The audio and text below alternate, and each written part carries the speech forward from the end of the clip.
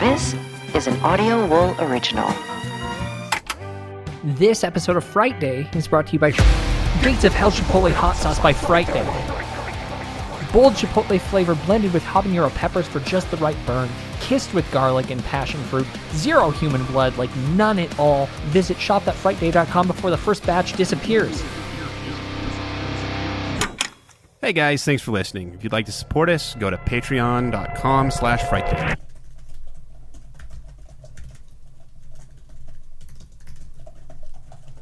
Stop typing so loud, please. When are you ever going to accept the fact that I type at the volume I type? And it's just,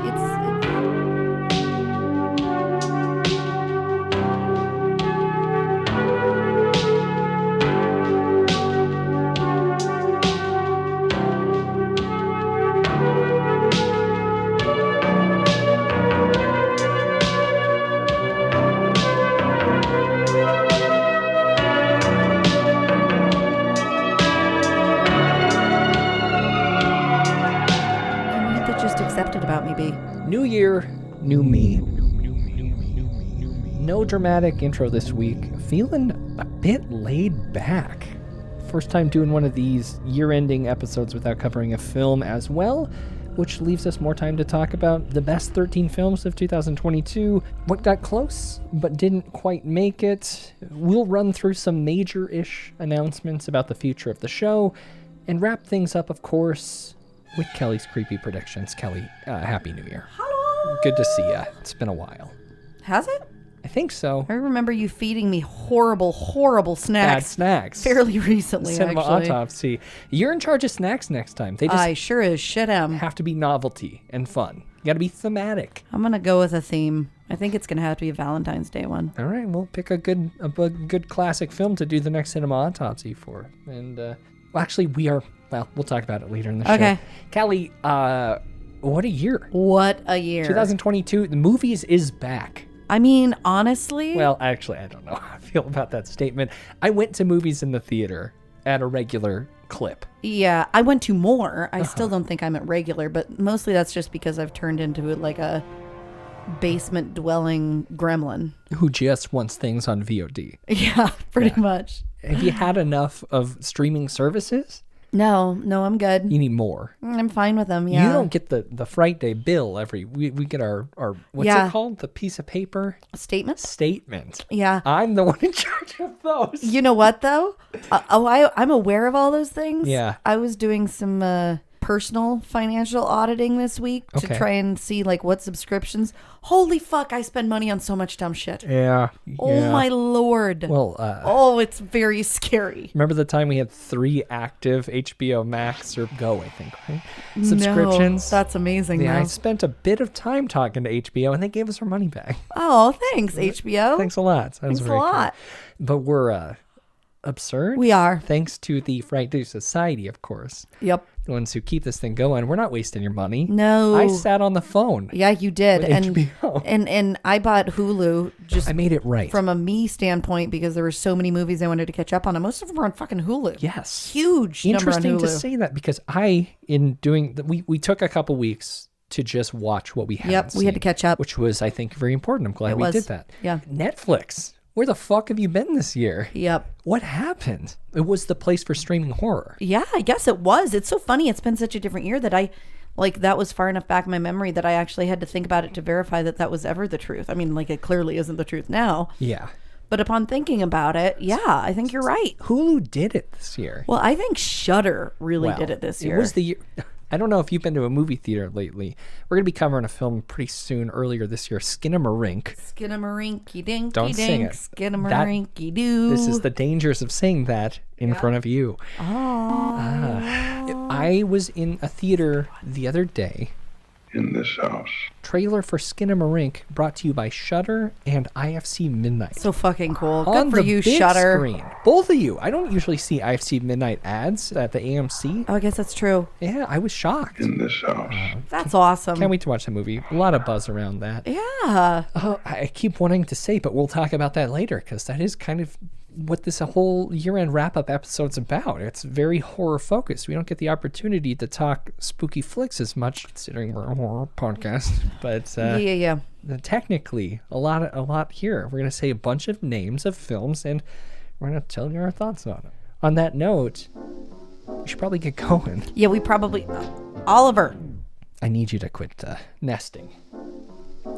Let's get into the best films of 2022.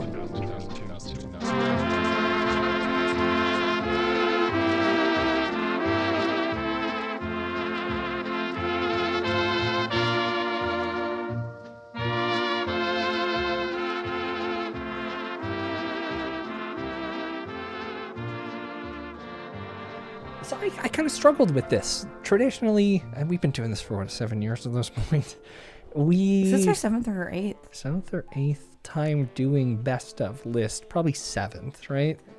I don't think we did it our first year. Just counting, huh? It's 8th. 8th year. I'm just saying. If we didn't do it the first year, it's 8th. If we did it the first year, it's 9th. About ready to walk the fuck out of here. Jesus. Oh, That's hard. Usually we do our almost made its honorable mentions at the top. Do you want to do that? Sure, B. I Okay, trust okay. your production instincts. Almost made its honorable mentions. These films close but not quite on the list. Close but no cigar. Sure. Do you want to start? Yeah, The Sadness. That was up on yours, pretty high. It huh? actually was. It was really close for me, which is strange because it is a genre that I typically don't get into.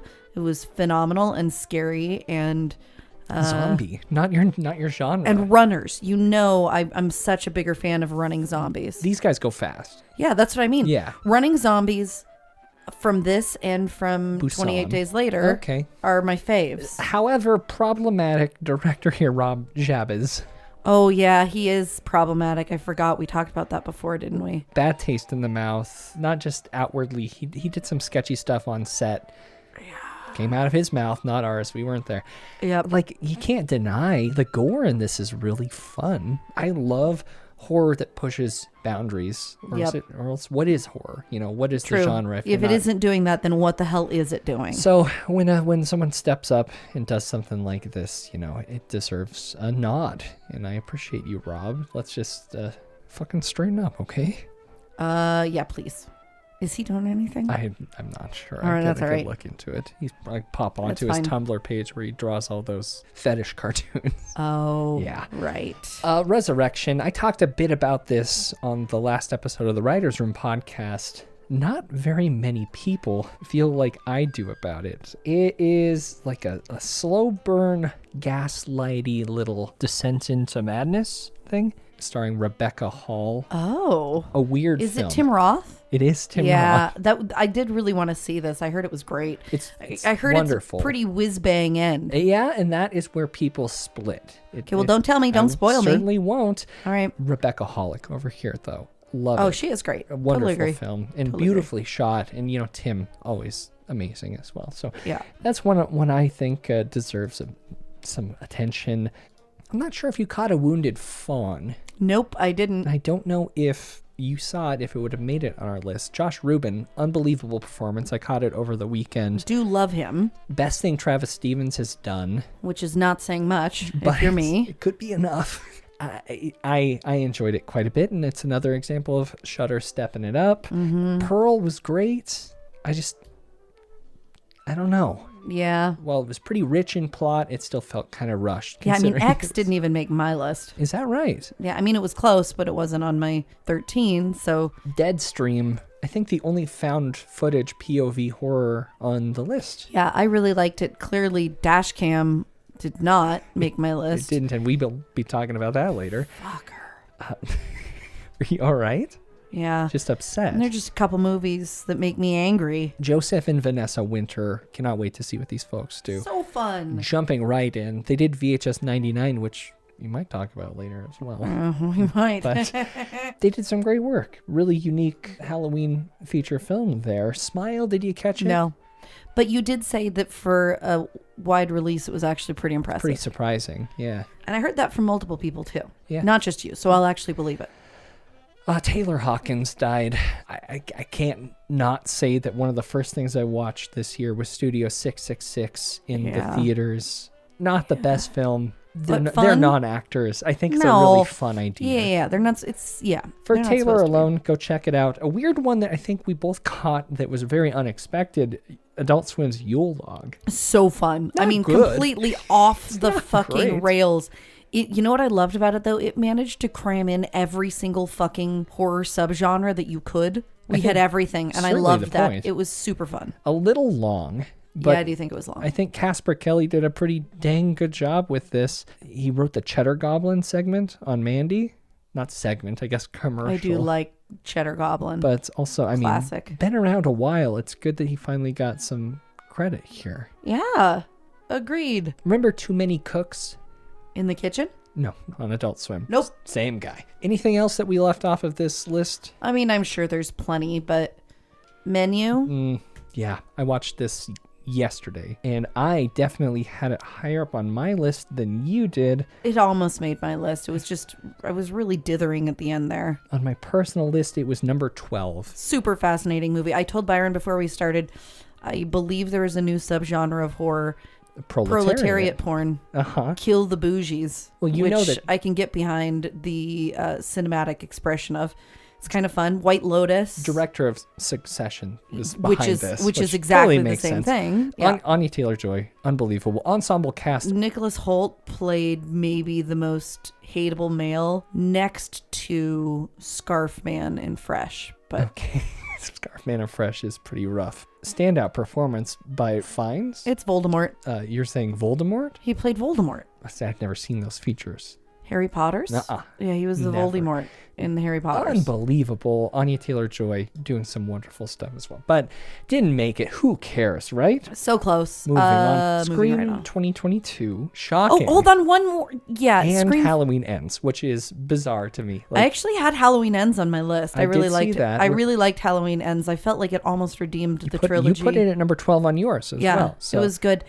The other one that I almost put on Byron, and you didn't see this, but I watched it yesterday, was Glorious. the Glory Hole one But with which Jason from from True Blood. Yeah. And J.K. Simmons Uh-huh. voicing a weird H.P. Lovecraftian god at a rest stop bathroom. It's another Shudder film. Really fun. Not quite on my list, but real close. So I think personally, where did Scream sit on my list? In number 8. Yeah, I felt Didn't bad when make I it on didn't put yours. it on. I was like, I hope I don't break Byron's heart. here. No, it's fine. Do you have any reason behind your not thinking Scream, other than the fact that Gail, Sid, and a third person all got stabbed in the same spot on their body at the end, and Gail was completely unnecessary as a character? Yeah, I mean, those were parts of it. I didn't hate it. I thought it was actually better than I was expecting it to be.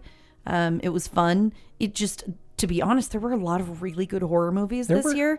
Yeah. It would, if it probably would have been on my top 20. It just wasn't on my top 13. I mean, we had a Jack Quaid, we had a Jenna Ortega, who, can I just say, I've been Team Jenna for years. Yeah, I know. Blowing up. Creature saw a preview for Wednesday. Okay. Has been having nightmares about the preview for some reason. She said like the trailer. Okay. I keep trying to tell her that I'm sure it's actually funny. It's probably really fun. I still haven't seen it personally. I haven't either. That was the end of your story? Yeah, that was it. Okay, great. Yeah, I think that's all of my really close and honorable mentions. So on that note, Shall we go? number 13, Fresh. I feel really bad because I saw all but the last 15-ish minutes of this. Yeah. Byron was bugging me to watch it, and it was the last one that I was fitting in, and then I had a business crisis come up that cut me just short of A finishing lot it. of folks were telling me to watch it. It was- I think Felicia from the writer's room was bumping me hard about it. Felicia's great. Feature-length debut by Meme Cave. This thing, it's been a while since I've seen a title card pop in at the 30-some minute mark. That was amazing. One hell of a film. Truly amazing. Sebastian Stan.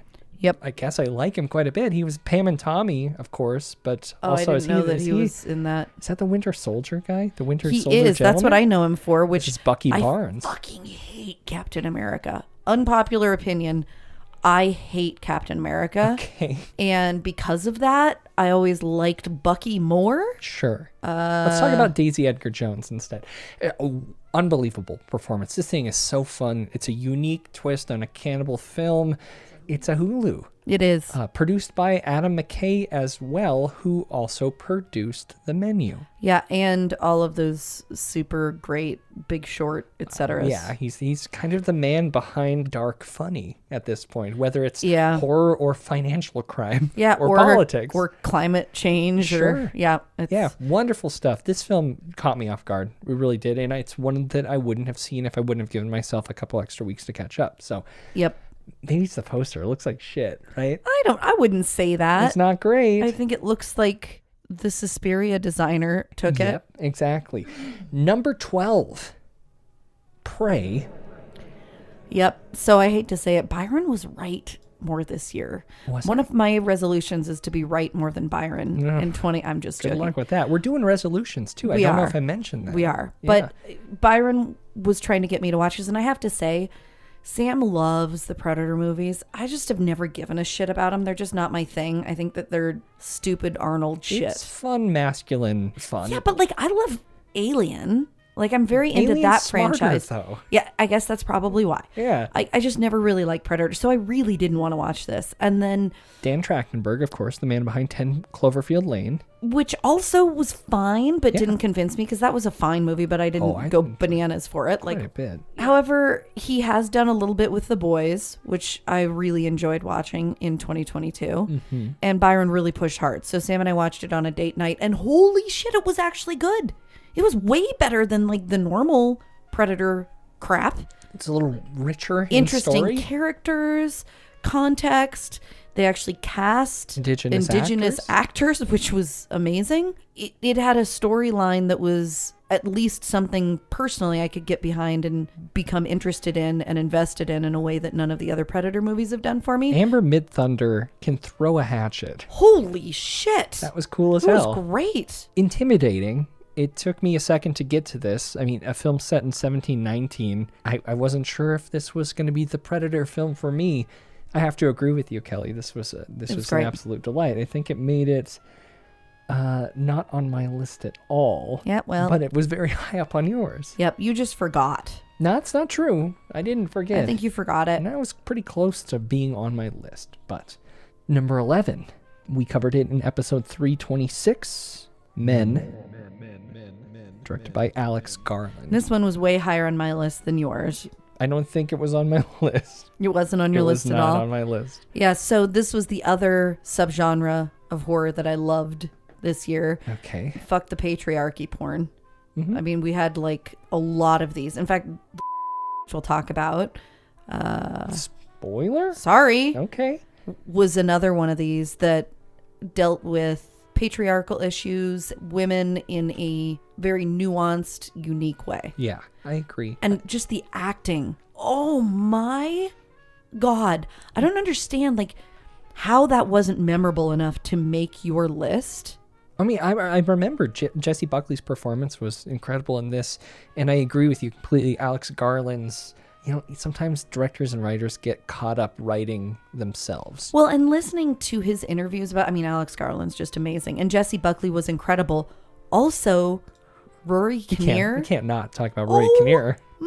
So terrifying. This is like so terrifying. Remember when Split came out? McAvoy was. I'm sorry, but he kicked McAvoy's Wait, ass. well, okay. Now we got to go ahead. I'm sorry. I thought he was Rory Kinnear versus James McAvoy. And maybe it's just because he was playing all these archetypal characters.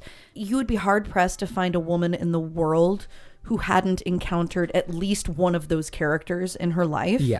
Which I think just made it phenomenally powerful. That's what I'm saying. I think Alex writes a realistic perspective. Listening to him talk about being on set, he takes input too. Like there were things that he shifted and things that people said, this isn't working. This isn't how this character would react, and pivots according to that. And I think that his ego is a bit in check compared to a lot of directors. Which is why, he was able to write a movie like this. Yeah. I loved.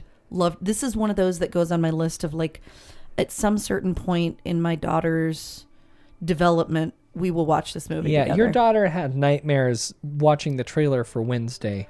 I think a man being born and reborn out of himself. Okay, maybe we'll skip the end. Yeah. We have watched a lot of X-Files in 2022. Cool. Speaking of X and speaking of films that aren't on your list, Sorry. number 10. It was fine. What? It's fine. It was fine. It was good. It Directed just... by Ty West. We covered in episode 312 really quickly because I had just gotten home from South by Southwest. Yep. Saw the premiere. Very lucky. One of 600 people. Bitch. The film is X. If there had been more Kid Cudi, I probably would have... You want to see more of Kid Cudi? I thought you saw all of Kid Cudi. I mean more screen time, not like literal... God, I'm not... Come on. Well, I thought this thing was delightful, but of course, do not eat Skittles during my conversation about Ty West X. What do you think is going on with Ty West, though? Do you think he's fallen a little bit too far down the rabbit hole obsessing about this? Yes. Do you think that That's why Pearl isn't on this list. Do you think he's having an affair with Mia Goth and that Shia LaBeouf is going to kill him? Can we not be a T channel for a second here? I have nothing to base that on. Mia Goth, unbelievable performance. And it does carry over into Pearl. I think she does well. But she's an amazing actress. This is my era. This film was made for me. You know, I know. I'm a Texas Chainsaw guy. So weird. Anyone that remakes Texas Chainsaw in a different way, I'm going to eat it up. House of a Thousand Corpses, X. Okay, let me just be clear.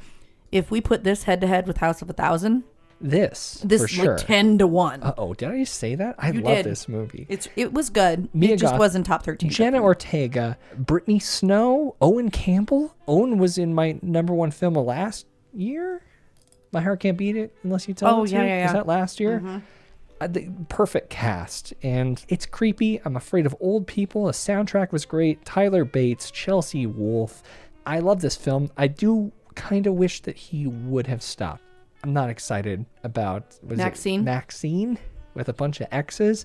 I don't like the 80s. It's not my thing. No, you don't. So this is gonna be where I stop on my obsession. Wait, you're not gonna watch it? I'm gonna watch it. I was gonna say, whoa, that's Obsession bold. with this three-peat here. Okay, But that's fine. It was good. It was good. It just... a film you liked more than I. It was close for me though. Number 9. Chloe Okuno's Watcher. We covered in 324 of this show. You're chewing. Okay, I'll just grab this bag. That's fine. That's fair. Just move the Skittles. Take your time. No worries.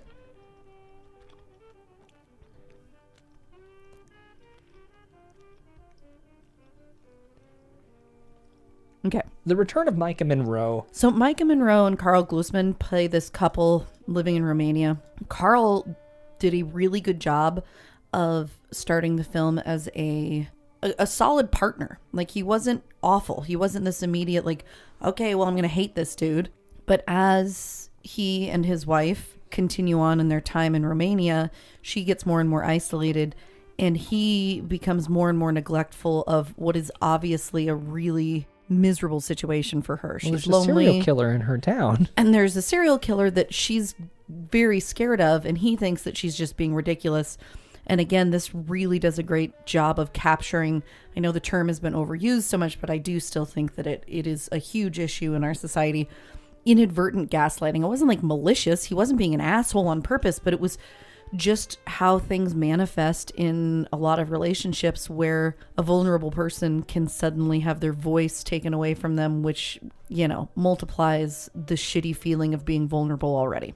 So he didn't listen to her. Of course she was right. And our serial killer was played by a terrifyingly amazing actor, Bern Gorman. So perfect for this role. So perfect. It was really, those three performances were the big performances in the movie, and they were all really well done. Very like deep characters. And that's what makes a film with such a thin plot work. Yeah, it wasn't complex. It wasn't overly convoluted, but it was so well scripted and well acted. The tension was really strong. You find yourself at different points questioning the protagonist too, and understanding maybe why her husband. And then, the way it's done allows you to connect with all of the different perspectives at some point. And Chloe Okuno, rising star in her own right. She did some work on VHS 94, which arguably better than 99. I don't even think it's arguable. I think it's a given. I think so. Yeah. But another one to watch. She's directing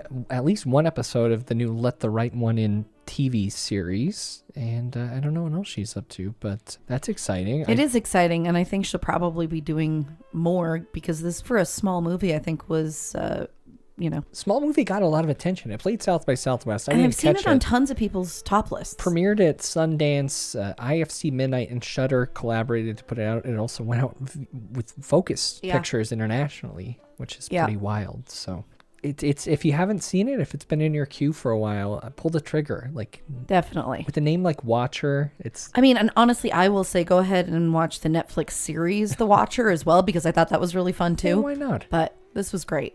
Number 8. Late entry for you. Late entry. Glad you found the time. I'm just going to say it again. Byron was right again. Scott Derrickson's The Black Phone.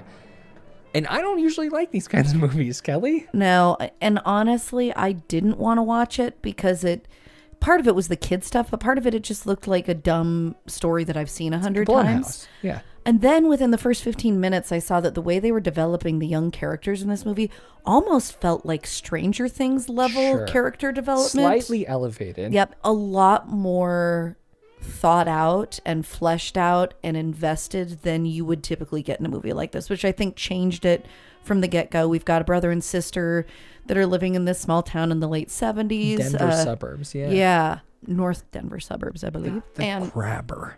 Yeah, the Grabber. Love the name The Grabber. Yep. But I bet that rubbed you the wrong way away. It did. But I mean, I knew what to expect going in. And I warned you. I said it was child in danger film, but you... Oh, yeah, but only 5 kids got murdered. Yeah, it wasn't so bad. But it wasn't so explicit. Anyhow, I think they built the tension, but the tension was only half of it for me. This relationship between the brother and the sister and the really fraught, multifaceted relationship with their father. That was really interesting. And kind of... They let him off the hook. I don't know that they let him off the hook, because this was actually the last shot in the movie where it pans out and he's sitting at the ambulance with them. Yeah. The way that they reacted to him begging for their forgiveness. Yeah.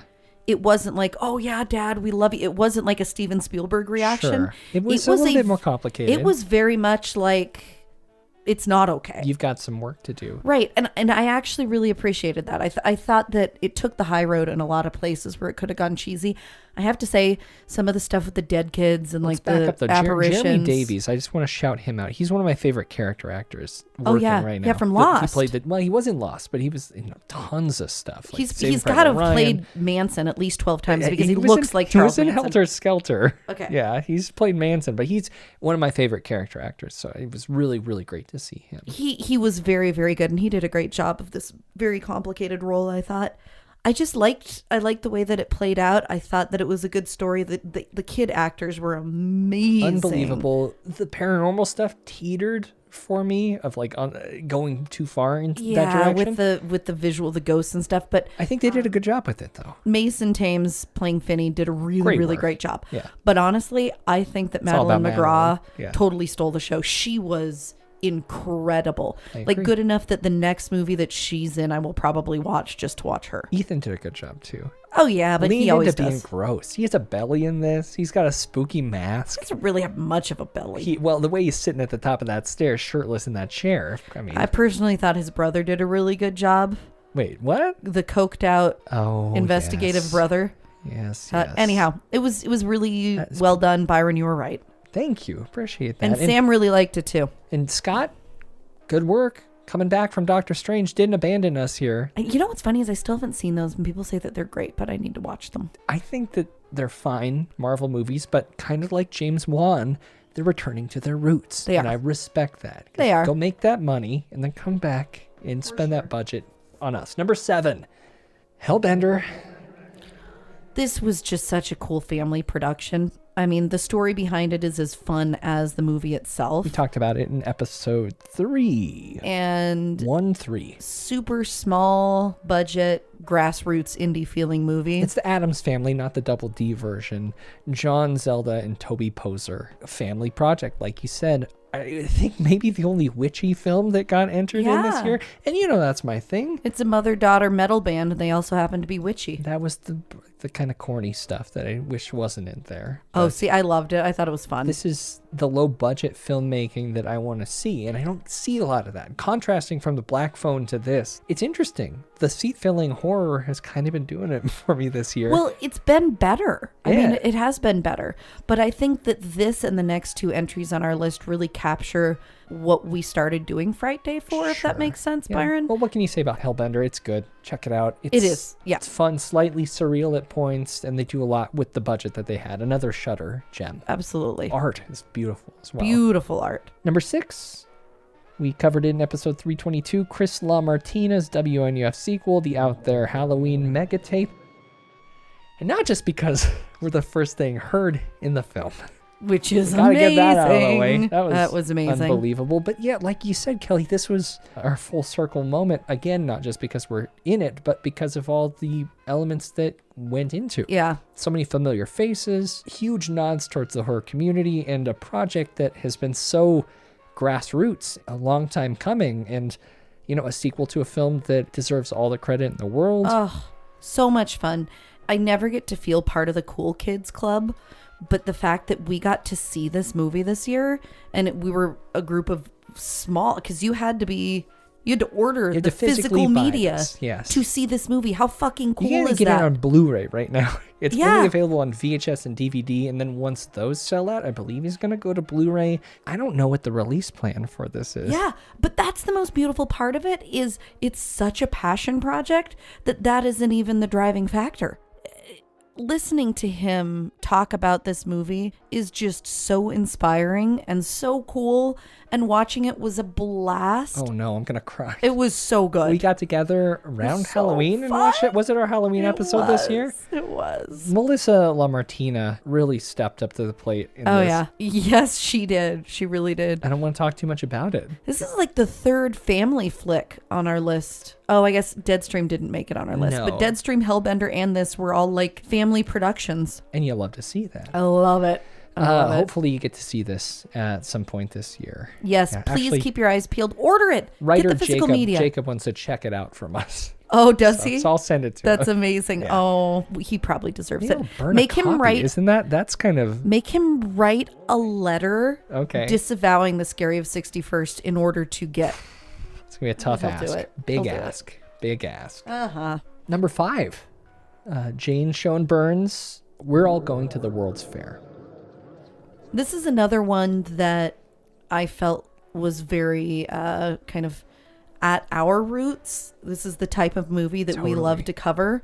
It was fun because looking through other people's top lists of the year, I kind of made snarky internal judgments based on whether they included this movie or not. Because I feel like if you watched this movie What's and your you're a assessment? horror fan, Did some people? some people saw it. But I think if it wasn't on your top horror list of the year, you probably didn't see it. We covered it in episode 316. If you missed that, go back. So interesting and very simple. Like there's nothing super flashy about it. There's nothing Other than the flashing. you know what I mean. But I know. like it is a very simple story pulled together by, again, I think really great writing and directing and an incredible performance. Anna Cobb. Anna Cobb was amazing. By She the way, have you represents- seen what else she's doing? No, what's Anna Cobb? I up don't to? know, but we need to find out because this is another one. We just need to put like a 4-alarm alert for anything that she's in. Well, of course she was in Bones and All. Barely recognizable as Yeah. one of our lead couple's little sisters. Might be talking more about that later. But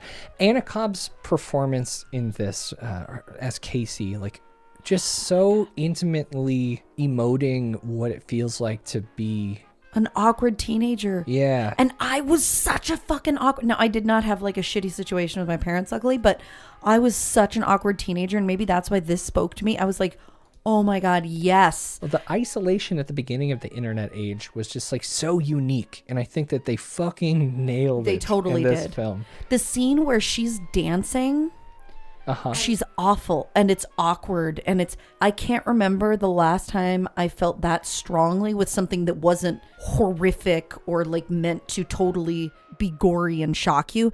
That hit home for me. When that switch flipped in that moment too, like that is the same kind of like Remember the argument in the car during the Mike Flanagan Haunting of Hill House? Yeah. It like gave me that same kind of like not jump scare feeling, but like a human horrific moment that is expressed like just like that. Like, God damn, it was a great movie. Alex G soundtrack. I think that was one of my number one albums of the year. Was the soundtrack to this? Very good soundtrack. And Utopia as the distributor, and they're doing such cool shit this year. They officially picked up Clay Tatum's film The Civil Dead, which I did an interview with him after that premiered at Slam Dance almost a year ago. So unfortunately they did release the Scariest 61st. Yeah, they did do that. But they do really great work, and I'm excited to see what they do. They're like my new, remember I was an Orchard guy for a long time? Yeah.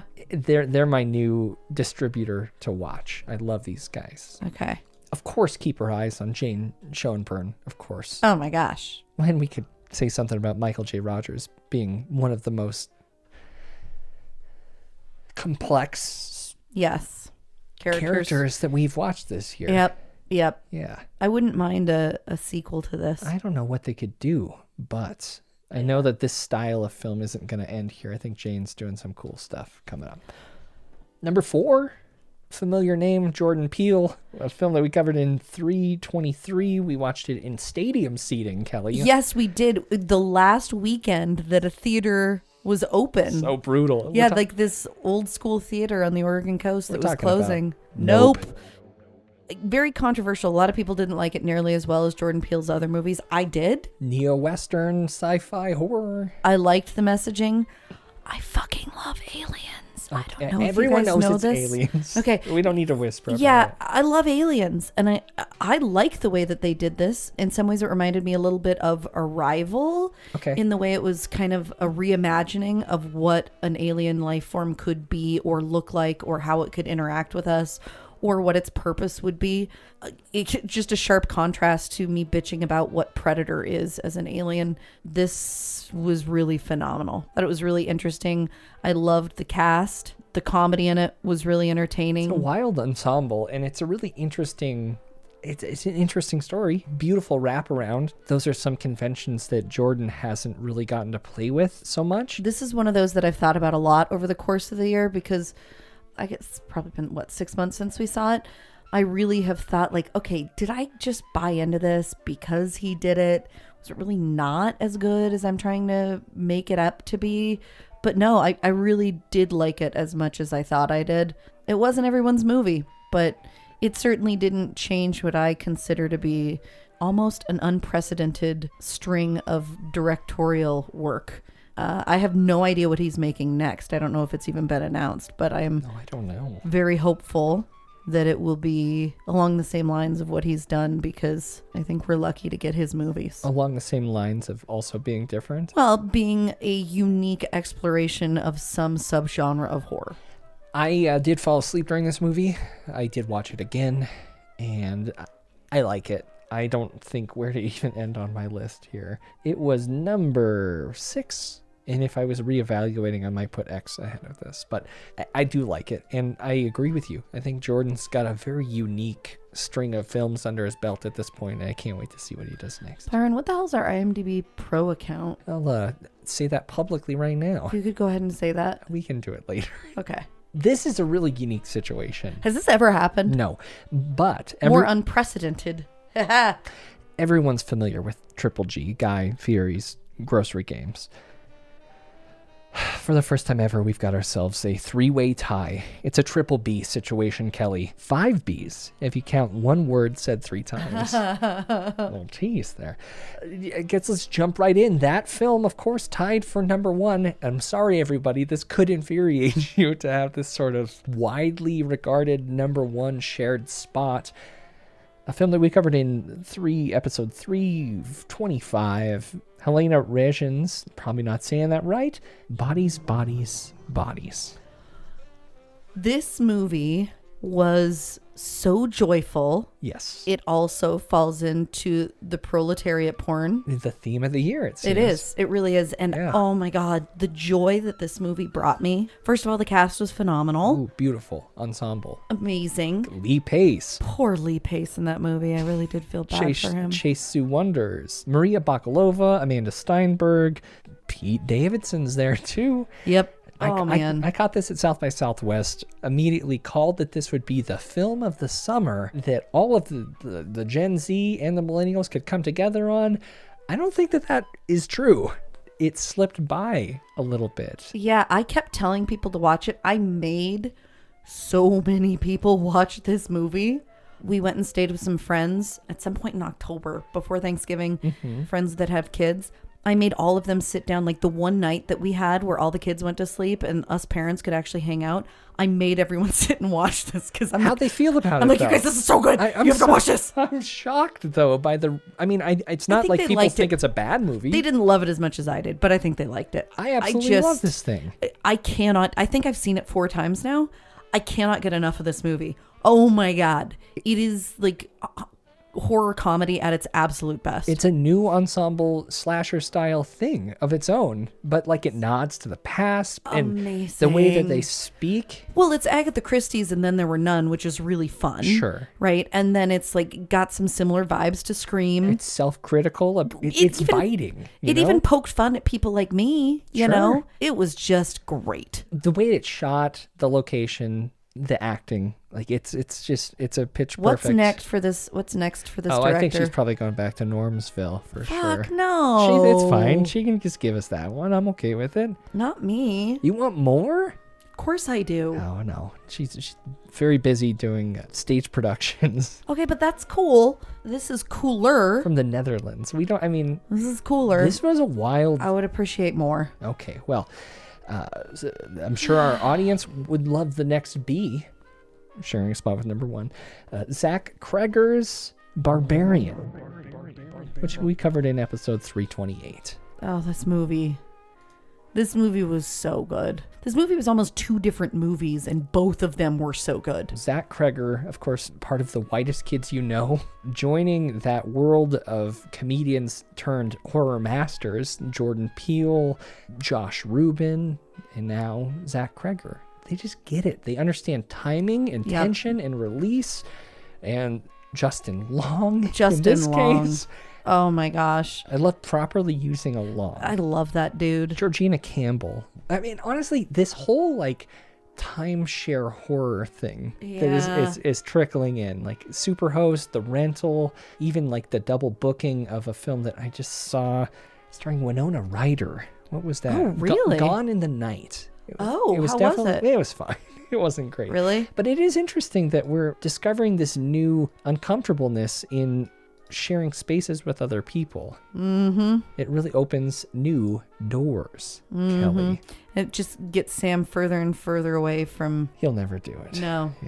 Yeah. This was really an interesting film, and I agree with you. Like, the way that they handled tone and subject matter is really masterful. And of course, Zach, he's got like the whole world in front of him at this point. He can kind of blank check the next whatever project. He wants to do. So, yeah. Can't wait to see what he does. Yeah. Oh, great movie. If you're going to see one horror movie this year, I think it probably should be Barbarian. I think you owe it to your normie friends to show them something like this. Yeah, you really do. I mean, this was a theatrical horror release, and it was another reason that you wanted to skip it. Yep, and I'm glad you didn't let me. Wow. I really am doing a great job. Yeah, Byron, honestly, do you know how many times you're going to have to like do a tally when you edit this? Huh. How many times I've said, and Byron was right? 1, 2, 3, I could count them. A lot of them. I'm not gonna. Our last number 1 of the night. Luca Guadagnino's Bones and All. This one might get us in the most trouble. I still don't understand that. Well, because it's a beautiful love story. And, like, if you listen but back... it's fucking cannibals. You can't deny that it's horror. There's no way around it. Of course. But, like, go back to our episode review of that. Like, we pretty much just talk about, like, the sweet moments between 2 people and then the rules of this world. Like, right, but that's okay because guess what? We talk about the horrific elements of horror movies all the time. It's rare that we get something that's so unique as an element in a horror movie. And I think it would be silly not to pay tribute to it. Well, where do you place it on your personal list? It was my 3, wasn't it? Yes, it was. And Yeah. on my It was your list, must have been your number 1. I had it up at number 2. Okay. Because Okay. World's Fair was my number 1. No kidding. Yeah. I didn't. Wow. Well, it's a movie made for me. It was a movie made for you, I But suppose. bones and all, who would have thought a young adult novel could be turned into such a wonderful horror film? Well, I'll tell you what, that director and these 2 actors. Luca knows what he's doing. And Yeah. I forgive him for Suspiria. Call Me By Your Name, you really need to watch it. I might check You it out. really need. It is so, I mean, Armie Hammer, I know, but like it is so beautiful. Oh, it's so beautiful. Timothée Chalamet, I guess I'm officially a fan. You know what this reminds me of? When I was in like late middle school, early high school, this will come as a shock to you, Byron. I was a total contrarian and I really hated the idea of going along with what everybody else thought. And Sure. everybody was batshit over Brad Pitt at that time. Okay. And I was like, fuck him. Like, he sucks. I don't care about Brad Pitt. And then my dad showed me 12 Monkeys. Oh, I get it. actually, he's great. Yeah. And I feel like that's kind of what happened for me with Chalamet with this. Because I loved Call Me By Your Name, but it didn't convert me on Chalamet. This converted me on Chalamet. And Taylor Russell really stepped up from the escape room films. She was... Welcome to it. Again, like, just really subtle acting for such a challenging, complex role. Yeah. Yeah. She was just amazing. Just a cool fucking film. Yep. Like, I guess I don't care if we get eaten alive in the comments. Speaking of comments, though, Kelly, since it's a 3-way tie, Yeah, we need some input. I would love to hear what people think out of the 3 Bs, which one of those is their favorite. And I guess I could also enter a dark horse 4th B. No, don't enter a 4th B. Which would be Byron. But there was plenty of films I didn't watch this year. We tried very hard to We catch did try up. hard.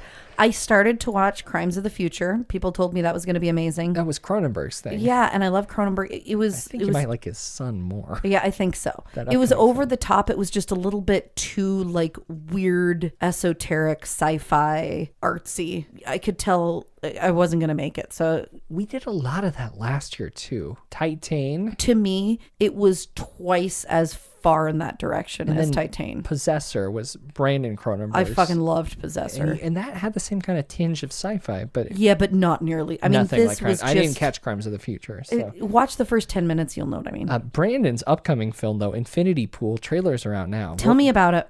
You haven't seen the trailer? No. Holy shit. It's got your Skarsgård. It's got Mia Goth, clones. It's got murder. It's rich people. You're going to love this thing. Oh, wait, I read about this. Yeah. Wait. So hold on just a second. So is this more proletariat porn? It's about people who can afford to make clones. Yep. After one person makes some big time mistakes while on vacation. Brandon Cronenberg, I might have called him Christensen because, Brandon Christensen is another great good director. friend. One Wonder of what my, he's doing this year. Well, we're going to be we'll talk about that later. I'm looking forward to that. But back to things we didn't catch. Terrifier 2, I didn't catch it. I heard it's got tons of gore, but I would be lying if I said that I didn't get annoyed by all the normies asking me what my opinion was, because there's all those articles about people passing out and throwing Puking. up. I I'm like, listened fuck to- off. I don't need that. I listened to a podcast episode from the Freakonomics Network Yeah. tonight. No Stupid Question. It was all about horror movies, and they were talking about how everyone said that there was this weird movie that everyone was puking in and passing out in, and it was Terrifier 2. I was like, yep, I didn't see it. Were you slightly influenced by the mainstream media? I just don't. I was never you're not even a gore hound. I'm not a gorehound, and I wasn't really inspired to see Terrifier 1, so I certainly wasn't going to be inspired to see Terrifier 2. I like Terrifier 1. I think they did a pretty good job. And I think Jacob, his top 13 list is going to be up at Frightday.com at this point. Jacob. I think it was pretty high on his list. You'll have to check it and see. You Won't Be Alone. I'm going to say get a better title. You Are Not My Mother. Same deal. Didn't want to see that. Better titles, yeah. Hatching, our writer Lona loved it, and you can read her review at Frightday.com. I do trust Lona. Piggy, I think our Jacob wrote a great review for that as well. Frightday.com. Go check that out. Mad God. Did you catch that? So Sam and I actually kept meaning to watch it. He's very interested in it, but we just haven't gotten around to watching it. That, and I know that it doesn't necessarily count as a horror, but Nitram was the other one that he and I were really kind of like, we're trying to get in the right mood to I don't watch. know anything about that. But Mad God looks. I don't like stop motion animation. No, I don't think it's you don't know about Nitram? I don't think it. Caleb Landry Jones. It's the story of the Port Arthur massacre. Oh, I didn't know about that, but we did an episode about the Port Arthur massacre. We did, and it looks to be like kind of like we need to talk about Kevin, but about like a real deal, and with Caleb Landry. Yeah, go back to episode 148 if you want some of that. That is another one that I'm working up to watching. Cool. Werewolf by Night. It's too Disney. It's not too Disney for me, Seems but Byron ordered me to watch too many other movies, which he was right about. Well, so I didn't get that one watched. One we missed that I think we might be playing catch up with is Justin Benson and Aaron Moorhead's Something in the Dirt. Oh, fuck yes, for sure. Of course, we got to. Where can we watch that, by the way? It's out now. I believe it's a VOD release. Great. You know me in VOD. Orphan, First Kill, lots of buzz. I haven't seen the first one. Yeah, it was another one of those weird sequels that people were saying was better than the original. Kind of like Ouija 2 Origin of Evil, which people really enjoyed a lot more. Yep. Other things on our list. Kelly needs to watch A Wounded Fawn. I need to watch The Innocents, and I don't know if you finished that. Byron, it's great. brutal. All right. In fact, I should have mentioned it at the top of the show on like movies that nearly made it. It's just... it's not an enjoyable watch. Okay. It's a really powerful, well done movie. It is not enjoyable. Sure. At least for me. And I want to hear what you all think we missed out on, because there's plenty of films that came out last year with all the streaming services and the VODs and returning to theaters. Like, there's a lot of horror right now. So let us know what you think we missed, or even if there's something that wouldn't be in a top 13 kind of thing, but that is just worth watching. I'd be very curious to know. Worst of the year. That's always a bit of a bummer. So we're not going to do that here. Yeah. That's going to be the next episode of Behind the Screams, which will be available at new URL, thefrightdaysociety.org. Yeah. Formerly cult.frightday.com. In the week after that, we'll be talking about our most anticipated films of 2023. Join up now. You get those episodes of Behind the Screams as well as 90 some others, and so many bonus episodes of Captain Kelly's Cryptids, Conspiracies, Byron Cigar, The Writer's Room, Toast PM with Wine Kelly. Do we need to do one of those? I really need to do some Wine Kelly, but maybe let's wait until February. I think that we've got a lot on our plates until. Mm-hmm. But yeah, thefrightdaysociety.org. Check it out. Upward and Onward 2023. Frightday as a thing. We do have a thing. Let's talk about it. It's a podcast. We've got lots of ideas of things we're going to do this year, but it's going to involve a lot more video, or at least a little bit more video, more than you have right now. Casual Frightday, twitch.tv/Frightday. I've been streaming almost every Friday with my pals Dennis and Jared. We talk about strange news from the week, true crime, paranormal, extremism. But in 2023, we're upping the production. We've got 3 cameras, lights, a soundboard, call-in capabilities. Dare I say better than Joe Rogan's rig. It's happening right here. Twice a month now. We're cutting back to just 2 times a month for Casual Friday. But I mean, we're doing the thing. It's yeah, it is very fancy. I showed you some of the test footage. You guys have Dennis leveled and I, up. we've rewired the whole thing.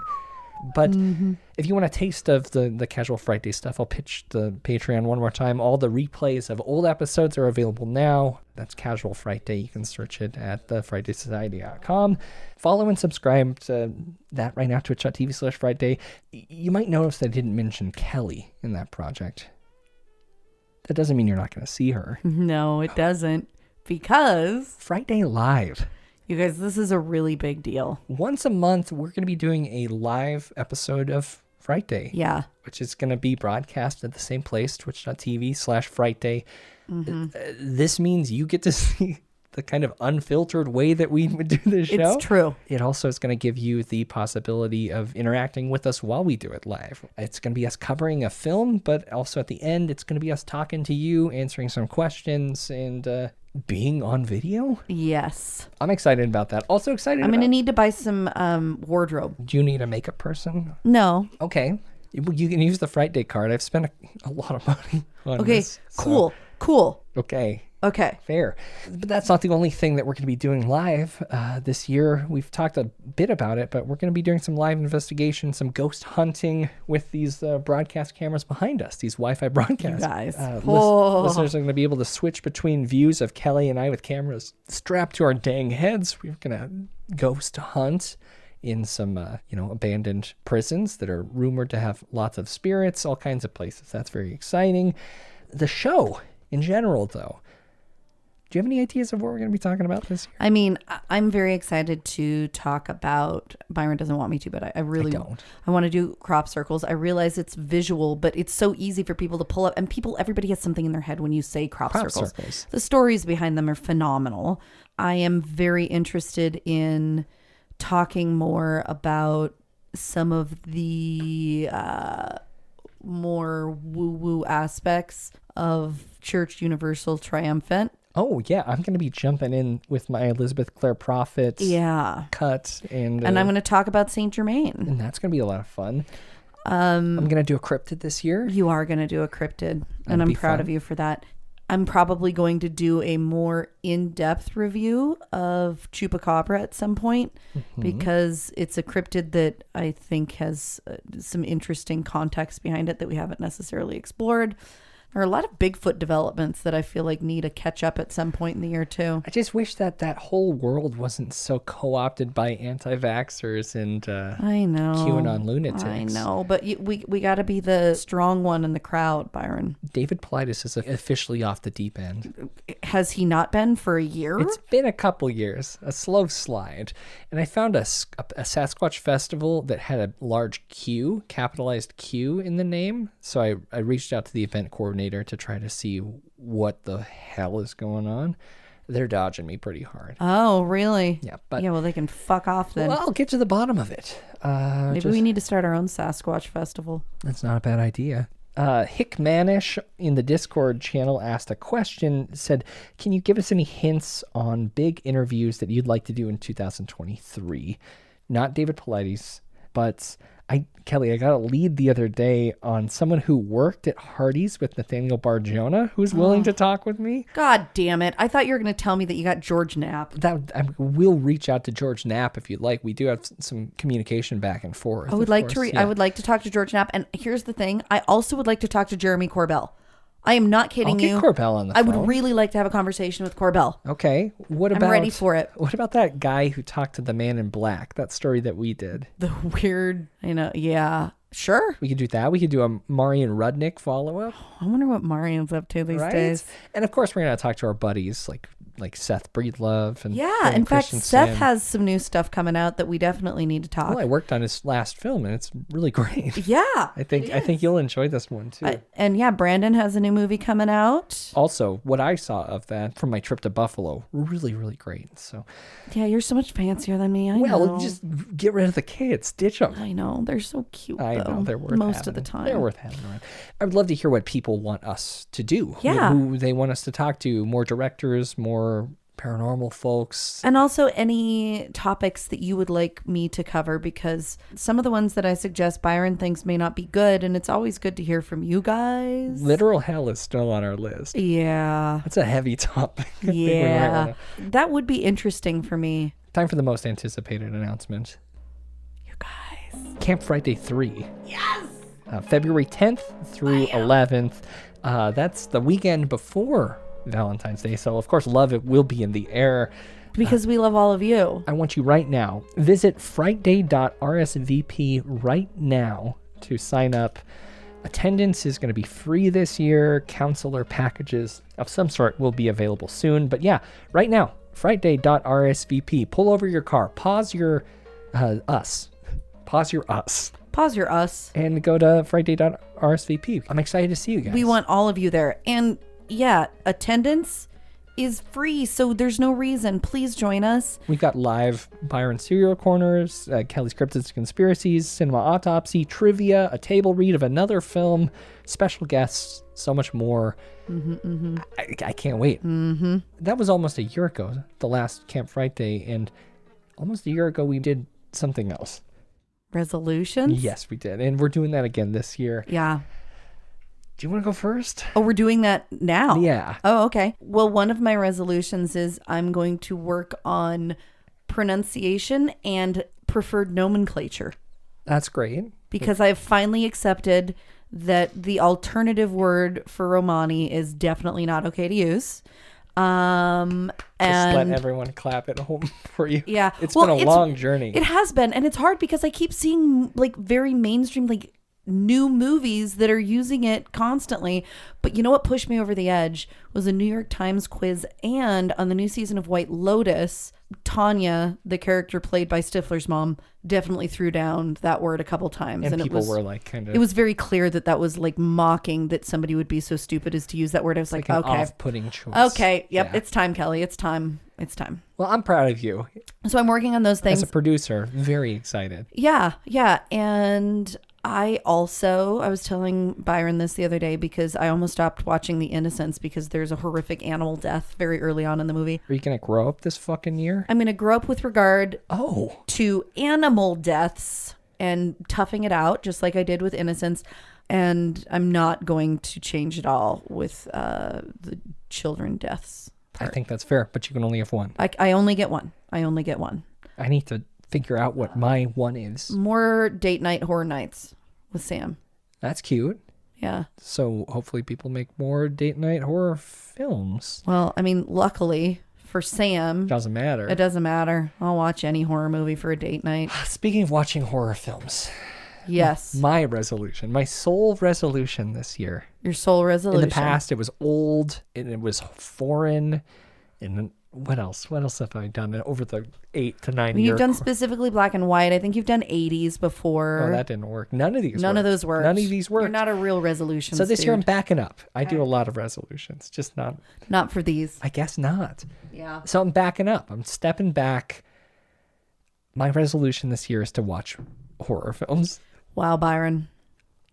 Over the past few weeks, Groundbreaking. I'm sorry, this is really sad, but the past few years it's been really hard to be as excited about horror. I don't know what it is. It could have been general burnout. It could have been the way the world is. It could have been... I mean, the world's bad. My other interests. Like, I have a lot on my plate. I'm doing a handful of things that I wasn't doing. A handful. Lots of other projects I'm juggling. But the past few weeks in catching up with horror, looking at my inbox, it's been great. It's been kind of fun. I'm having a good time with this again. Good. So I'm just going to try to stick with it. I'm going to try to keep up on I like that. new release horror films. That's pretty good. And keep my fingers on the pulse. So that's what I'm doing. Will I be successful? Who knows? You will. You will watch horror this year. I have no doubt. I know one person that would know. Me? No. Baba Vanga. Oh, yeah. Yeah. Kelly's cryptids and conspiracies. Byron, this may come as a shock to you, but I've got predictions from far more than just Baba. You wouldn't leave us with just Baba. No, I wouldn't leave you with just Baba. And in fact, what we're going to talk about first here is there was a really fun thing that came out recently. It kind of went viral. There was this instructor at the University of Calgary, a fellow by the name of Paul Ferry, and he posted a bunch of fun predictions from newspaper articles in 1923 about what would be happening by 2023. Oh, this is a century. Yeah, so I'm going to read a couple of those. War of AD 2023. Professor forecasts wireless wonders. How shall we fight in AD 2023 is the subject of a contribution by Professor A.M. Lowe to the September 19th century and after. The professor dwells on latest scientific war terrors and refers to an invention of his own, jets of water highly charged with electricity which will render cavalry obsolete. Come on. Wait, what? The war of 2023, he proceeds, will naturally be a wireless war, for there is no end to the possibilities of this wonderful force. Wireless telephony, sight, heat, power, and writing may all play important parts. Professor Lowe states that at the present time he can, by an expenditure of about 3 horsepower, destroy a wire at a distance of more than a yard without any connection at all. Professor Lowe concludes that it is quite possible that when civilization has advanced another century, mental telepathy will exist in embryo and will form a very useful method of communication. You just said a lot. Can we break this down a bit? Yeah, so... Water and electricity to do what? Yeah, basically he was saying that there was going to be this water-charged weapon that could... Super soaker. Basically, I think he was talking about a super soaker. Okay. Yeah, maybe Super Soaker 5000. I don't know. I don't know either. And that we would also be telepathic. So, But what's the super soaker? It ruins electronics? Is that... It can destroy anything. Roughly anything. Wow. Yeah. Okay. This one's actually pretty interesting. In telepathy. Yes. Super telepathy. soldiers. Okay, great. Yeah. Yeah.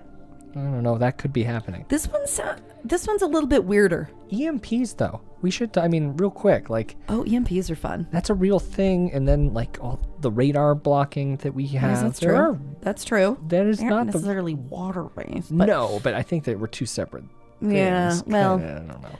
By 2023, this is a new one, by the way. This is a new prediction. Okay, separate article. By 2023, there will be no mail between New York and San Francisco. Pittsburgh and London concerns will record on talking films orders from merchants in Peking, and 1,000-mile-an-hour freighters will make deliveries of goods before sunset. Watch-size radio telephones will keep everybody in communication with the ends of the earth. Do you ever use your watch to talk to anyone? I don't know because I have a Fitbit and so I can't talk through it, but I do get texts on it and I use that a lot. Sometimes I'll answer on my watch, and it is the worst still. It's not quite It's not there good. yet. It's not good. It's just not loud enough. That makes sense. Byron, what is the population of the U.S. right now? 300 some million? 335. 335. Okay, so this is actually pretty damn good. The population, what was it in 1923? 1923? Rewinding. I don't have 1923. Oh my gosh, it was... But I have 1920. It was just over... 100. Whoa! It's really tripled. Tripled. That's pretty weird. Okay, the population of the United States in the year 2023 will probably be 300 million. Well, I'm sure that's scientific. That's watching growth. So much has changed about growth though, because so much of our population has to do with elimination of different diseases that That's certainly true. weren't eliminated in the 1920s. But I'm sure they had data to look at that. I mean, prophetically, maybe with Baba, but this will imply an immense progress in the drainage of our lowlands in the irrigation of arid lands. That's just Los Angeles, baby. This is probably the closest one, Byron. I left it for last.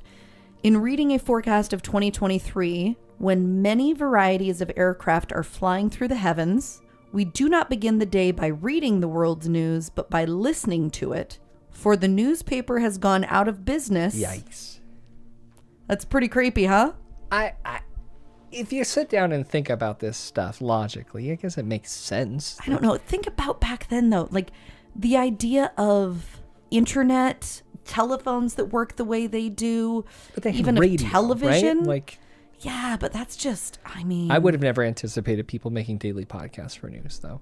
Time for Baba. It's Baba time. All right, so this was... Do you want to say who Baba is real quick? I was going to give just a real quick Yeah. summary. This is our probably 4th or 5th time talking about Baba Vanga. Yeah, she comes up pretty frequently this time of year. She lived in Bulgaria. Blind as a fucking bat. Yep, and she started making predictions in World War II through her death in 1996. She's a mystic. She apparently never wrote her predictions down, though, so there's very little to prove that what comes out every year is more than just a bunch of bullshit. Yeah. But nonetheless, it's really fun, so we're going to do it. Apparently, one of her scariest predictions for 2023 has to do with a solar storm. Did she do 9/11 though? She did supposedly predict 9/11. Okay. Yep. Solar storm. Yeah, so the solar storm means it could be solar flares, coronal mass ejections, which are eruptions of plasma that can actually reach the Earth. They're so But huge. what does it do? Oh, that's a great question. They can cause geomagnetic storms that could fry power grids and cause a whole bunch of chaos. The last time a big one happened that was recorded was in 1859. It was called the Carrington event of 1859, which was named after a British astronomer. And at that point, it knocked out telegraphs and caused fires and electric shocks. But because so much more of our world now is based on electrical related things, it would be far worse. Here's the thing that's weird, though. I looked into it a bit. NOAA, National Oceanic Administration thing, and NASA both said, so there are different solar cycles. Yeah. So like we're maximum activity, minimum activity. We're apparently in the 25th solar cycle right now. It's supposed to max out between 2023 and 2026. So, I mean, that would make sense. Okay. Be careful. Get your generators, folks. Did we talk about her saying that the 45th president would be the country's last commander-in-chief? Oh, we may have said that last year. In a favor of the country. What does that mean? She thought that our orbit might shift this year. Is that where Perhaps the poles because reverse? No, just like a slight change in the orbit caused by an asteroid impact. Okay. The thing is, even a teeny tiny shift would be a pretty big deal. They think that that is what created the Paleocene, Eocene thermal maximum, which was the global warming that happened 56 million years ago and killed a ton of life on the planet. Sure. Yeah. When you rotate even just a little bit, it changes the seasons. A lot. Yeah. Yeah, because our orbit is shaped like an oval, obviously not a perfect circle. Of course. So that's a little bit freaky to think about. Let's shift gears a little bit to good old Nostradamus. Oh, classic. I also realized, I don't know that we've ever talked much about who the hell he is. He was a French astrologer 450 years ago and published a book of predictions people have been talking about ever since. It's been constantly in production. This guy knew how to market, clearly. Supposedly he predicted everything from Hitler to the JFK assassination to 9/11. But here's a little bit more about when he wrote, and something fascinating that I didn't know, at least, Byron.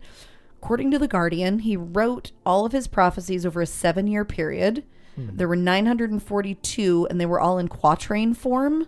He dictated them. What's quatrain form? 4-line form. Oh. Yeah. So like a poem? I think, isn't that what quatrain form I is? don't know. I mean, quad is 4. I thought that it's used typically for poetry and like, so he dictated these, all of them, while he was high on Toad? nutmeg. Nutmeg. Okay. Did you know? Yeah, I did. You knew if you consumed enough nutmeg, it'll make you hallucinate? Yeah. It's one of those moral panic kind of things that like parents know that you can do that, but it's very difficult. Like they're worried that it's also a poison if you eat too much of it, isn't it? But they're worried that their kids are going to try to do it. But I feel like if you're going to hallucinate on nutmeg, like whatevs, dude. It's a lot of nutmeg. How much nutmeg do you need to take to hallucinate? My God, I don't know, but keep going. So some people of his time said that he was just a crazy old dude. Okay. And, hold on, let me see this. Oh, I'm just reading it. Keep going. I'll let you know. One publication in 1558 said he was a brainless and lunatic idiot who is shouting nonsense and publishing his prognostications and fantasies on the streets. But obviously other people disagreed because he's remained. 50 grams of nutmeg? And they said something like 10 nutmeg nuts. 10 grams. 50 grams. I mean, when you think about how much nutmeg it takes to flavor something with nutmeg, it's like a true pinch. So two teaspoons is 10 grams. But that's mild. That's dizziness, confusion, grogginess, and dry mouth. Okay, so you would need 10 teaspoons of nutmeg. In order to legit... You've seen videos on the internet of people doing cinnamon challenge. Very similar. It's a difficult thing to get down. Oh, hold on. If you make it into a milkshake. Nutmeg poisoning. Yeah. How much do you have to take to be poisoned? Well, this is all called nutmeg intoxication. And intoxication is the same kind of thing as poisoning. When you get drunk, you're poisoning yourself. Well, thanks. Sorry. Fucking straight edge Byron stepping in for a second. Yeah, no joke. All right. Apologies. Don't mean to shame you. So clearly, a lot of people thought that he was onto something. And in fact, he had a really big year last year, Byron, because he supposedly predicted the death of the Queen. Oh my, come on. Now, we're going to get back to that in a second. Hold on. Most people say that his predictions don't have specific dates, but there's a guy who wrote a book in 2006. Yeah. And he said that his quatrains are actually indexed in date form. So, quatrain 10/22, here's what it says. Because they disapprove of his divorce, a man who later they considered untrustworthy. Mm-hmm. The people will force out the king of the islands. King of the Island. A man will replace him who never expected to be king. So the idea is, this is talking about King Charles, and that this year King Charles is going to get pushed out because people, I don't know why, but he's the one that got divorced, right? Yeah. And so people are going to push him out and he's going to be replaced, which now people are saying that means that it's going to be Prince Harry who takes over because he's the one who never thought he was going to be king. William, that wouldn't be Is this like unexpected. a Dan Brown book? What the fuck is going on I don't know. It sounds here? a little bit like this. Yeah. But we'll see. So if this year Charles gets the boot and Harry is in, then we know. Nostradamus was Nostradamus onto knew his something. shit. Yeah. Loves nutmeg. Big fan. Big fan of the nutmeg. He loves a PSL. Yeah. Sky, if you could just up the S. Yeah. I don't know. Maybe Byron, maybe I should, for our next treat night, I should make you do have a PSLs. nutmeg milkshake. PSLs and LSD and see which one works better. I'm not doing LSD. Well, I'm not doing PSL overdose. What's PSL? Pumpkin spice latte. Oh, yeah, no. We're The just spice nutmeg. part. We're just doing the nutmeg part. just the so it's not a spice. PSL. Well, It's just a nutmeg shake. I'm going to make you a nutmeg shake. just extra S. I bet we could get you crazy on like 1 teaspoon. I don't want to do that. All right, so my predictions for this year, Byron, I had a whole list, but most of them were political, and I knew you were going to get mad at me. Yeah, So cut those. I'm going to cut those, and I'm mostly going to, I mean, these are somewhat political, but they aren't super political. Okay. They're like political light. Matt Gaetz turns into a werewolf. I do predict that McCarthy's not going to last the full term. Something's going to As happen Speaker of the there. House? Yeah, I don't think it's going to happen. All right. The Ukrainian war, I think, is going to continue. Really? You don't think Yeah, that I don't Vlad think- really did shit his pants when he slipped down those stairs? No, I think he probably Do you did. think he's got colon cancer? I mean, if he does, then they're just going to build a robot of him You think? who's going to march around. It's pretty obvious he's got some sort of cancer or Parkinson's or something, I mean- according to the, Yeah, I still don't. Disinformation. Keep in mind, though, he's got enough crazy people Deep around state. him. They'll keep the war going whether he dips or not. Well, okay. I think we're going to come close, but not quite hit the 1.5 degrees Celsius danger mark. You think we're turning a corner? We going back No. down? I think like this year we're You going think to. we're up still? Yeah, we're not yeah, just we're up. slowing down. We're Although I did listen to a really interesting podcast about like where energy should be focused to try and change things. It was pretty That's a interesting. good point. It's Yep. not all about cutting energy. It's about how we use it. Well, and it's about not letting people build houses in places that are obviously going to be underwater. Good point. Like that's fucking stupid. Well, it's going to be Fucking a while. DeSantis, stop letting people stop It's- subsidizing building Yeah. on the beaches that are literally Isn't going to there be underwater. Something about don't build a house on sand. Fucking stupid. Well, the saddest is a lot of those condos, like the one that came down a year or two ago, it killed a bunch of Totally people. horrible and sad. Yeah. Which is why we should not even be allowing building in those areas, let alone subsidizing building. Multi-story houseboats. Would be a better idea. Let's do It it. would be a better idea. Great. Honestly, it would be. Okay. The year is going to end with Mercury retrograde, just the way it began. By the way, Byron, we are in. I know we're deep in. We're and deep. It's been okay. I mean, it hasn't been okay. It's You been should see. fine. You should see what's going on. It's terrible. It hits us with Christmas next year, though, which is going to be really rough for me. Be fine. I'm worried. We're okay. I'm worried. But my last personal prediction is that this is going to be an even better year for horror than last year, What's your? and Huh? that we actually. So the documents that just came out about JFK, we're going to have to do a behind the screens Okay. about Before it. we jump away from the horror thing, what's your prediction of subgenre? I think it's still continuing proletariat porn Okay. and gaslighting vindication. I'd love some found footage, so I'm going to root for that. I mean, I didn't get the Year of the Witches. We didn't get our vampires. Oh, we've got the new Nick Cage vampire movie that's coming out. That thing, Renfield, looks Yeah. very interesting. Looks hilarious. I don't know about Did that. you see The Unbearable Weight of Massive Talent? It was I fucking was at hilarious. the world premiere with Nick Cage himself. It was so fucking funny. It was good. It was so fucking funny. What were you saying, though? The JFK stuff that just came out, there's some stuff in it. There really isn't anything too much, but I do think that this year we're going to get at least a bit of important info. I think that that's going to happen. And I also think that there is going to be another release of UAP data that is on par with the original New York Times Tic Tac stuff. State of conspiracy theory. How you feel? Well, Are we entering a safer zone No, to be no. critical? conspiracy theory has been completely commandeered by the Q fucks. So like And basically you mean that as a broader everything. Like, Yeah, do you I mean- lump in anti-vax and Yeah. anti-government militia? Yeah. All of it is kind of the same. Yeah. Basically, it's like taking the idea that you need to do research before you blindly believe something and turning it into blindly believing another stupid person counts as research. Malinformation is now an element that we need to consider. Right. I think truth is going to continue to become less and less accepted. I think it's going to be more difficult to determine for a lot of people. Yep. And I think that we're going to need to hold firm, Byron. I don't want to not talk about conspiracy. I would actually like to talk about it more. For years, we've threatened to do a Lyme disease. Oh, I'd love to do a Lyme I'd love disease to one. dig into that. That's like Yeah. a fun conspiracy theory. Maybe an internal lab leak that doesn't involve Yeah. potential world war. You know? Yeah, no, that'd be that's great. Cool. Let's talk about That'd that. be good. We can talk about It's that. gonna be a good one. It's going to be a good year. It's going to be a good year for UFOs, UAPs. It's gonna be great for. It's going to be really good. And it's going to everything. be good for horror. It's not going to be good for Mercury. Everybody just be careful. Communicate really it's clearly. the same all the time. Speak slowly and enunciate. Okay, great. Let's end on the. It's gonna be a good year. It's going to be a great year.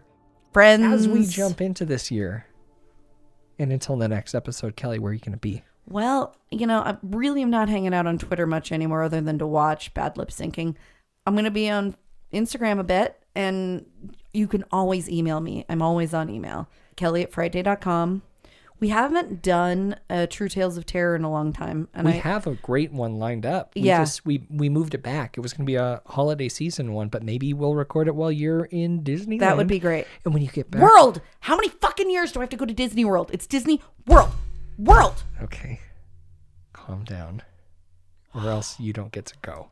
Okay. We'll turn this car around. Okay, fine. And when you get back, we got to do our Disney 3-parter. I really want to tear that place apart. Can we not tear it apart? Just a little bit. You'll be sick of it by the time you leave. No, I won't. Please, I won't. do some I've never ground gotten research. sick of it. You know what we could do? What? Is that the guy that just got booted? We should do like an investigation into him. I bet he was a bad dude. Booted? Yeah, No, he was fine. He was a good guy. No, he wasn't. The Bob? No, Bob's back. I know. The other guy was a Bob too. And he was fine. No, the other guy was bad. He was fine. No, he was bad. He was not bad. He fucked my favorite place up. Let's not talk about it. Threw a lot of F-bombs tonight. With, Will you bleep some of those? no, absolutely Please, not. a few of them. Just a few. Maybe. I'm at Byron McKoy on Twitter and Instagram. Byron@Frightday.com is my email address. Once again, Frightday.rsvp. Sign up now for Camp Frightday. Leave some notes for what content you want to see there. Also, consider joining the Frightday Society at thefrightdaysociety.org. But until next week, I'm Byron. I'm Kelly. Happy New Year. Happy New Year. And stay scared.